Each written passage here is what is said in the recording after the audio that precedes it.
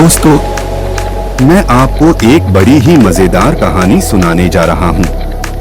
यह कहानी है दो डाकुओं की, जिनी और पुत्ता की। दोनों ही बड़े खूंखार थे। 100 कोस तक उनका हल्ला था। उनके डर से गांव वाले अपने ही खेतों की रखवाली को गश्त करने नहीं जाते थे। डरते थे कि जिनी पुत्ता बुरा मान जाएंगे तो पूरा गांव लूट लेंगे। दोनों बड़े ऐलानिया ढंग से लूटपाट करते, फिर भी उन्हें रोकने की किसी की हिम्मत न पड़ती। एक बार पुत्ता ने उक्का गांव पर चढ़ाई कर दी। पड़ोस में ही एक बड़ा गांव था, ढूंगा 20।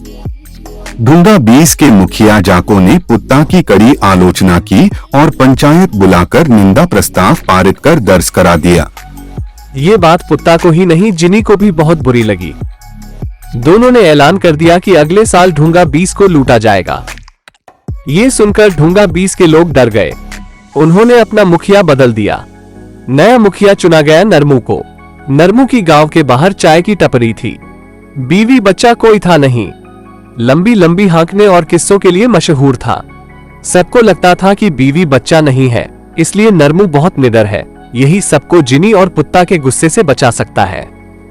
मुखिया बनने के बाद नरमू ने भी पंचायत बुलाई। साथ ही ऐलान कर दिया कि लुटने से बचना है तो अपना सारा कीमती सामान, सोना चांदी, गहने मेरे पास जमा करा दो। तय दिन पंचायत हुई। गांव वालों ने अपना सारा कीमती सामान और गहने वहां खड़े ट्रकों में खुद लाद दिया। सब समझ रहे थे कि नरमू सामान किसी सुरक्षित तहखाने में भिजवा रहा है। सब उसकी ऊंची पहुंच के गुण गा रहे थे। सबको लग रहा था कि नरमू बहुत कड़क है, इसलिए इस बार जिनी के खिलाफ भी निंदा प्रस्ताव पारित होगा, जिसने 2 साल पहले गांव के एक इलाके में घुसपैठ कर 20 जवान लड़कों को मार दिया था। मगर पंचायत कुछ हटकर हुई। नरमू ने पंचायत में सबसे पहले पिछले मुखिया के प्रस्ताव को फड़वा दिया, जिसमें पुत्ता की निंदा की गई थी। फिर एक नया प्रस्ताव बनाया गया, जिसमें पुत्ता के नाम का जिक्र तक नहीं था।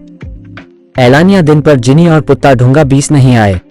पूरे गांव में जश्न शुरू हो गया कि नरमू की नीति काम कर गई। ऐसा पहली बार हुआ है कि ऐलान के बाद भी दोनों डाकू लूटने नहीं आए। सब चिल्ला रहे थे, नरमू ने कमाल कर दिया, पूरी दुनिया को हैरान कर दिया। जश्न चल ही रहा था कि घोड़े पर एक डाकू ढूंगा 20 पहुंचा।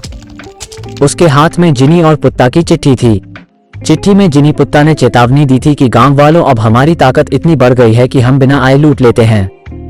अब हमें लूटने के लिए गांव आने की जरूरत नहीं। आपने सर्वसम्मति से पास कर ट्रकों में भरकर जो अपना कीमती माल भेजा है, उसके लिए हम आपके मुखिया नरमू की भूरी भूरी प्रशंसा करते हैं। हमारा आदेश है कि आप भी उसकी प्रशंसा करिए। मारे भय के पूरा गांव नरमू की प्रशंसा कर रहा था। आंख के आंसू और दिल का गुबार रोककर नरमू के लिए ताली और थाली बजा रहा था। बाद में पता चला कि पुत्ता लूट का तेल सस्ते दाम पर नरमू को देता था। मगर नरमू वो तेल अपने गांव के लोगों को सस्ता नहीं देता, बल्कि अपने दोस्तों के जरिए दूसरे गांवों को बेचता है और सारी कमाई स्विस बैंक में जमा करा रहा है। दोस्तों, ये कहानी आपको कैसी लगी? कमेंट में बताएं। ऐसी ही और मजेदार कहानियों के लिए चैनल को सब्सक्राइब करें।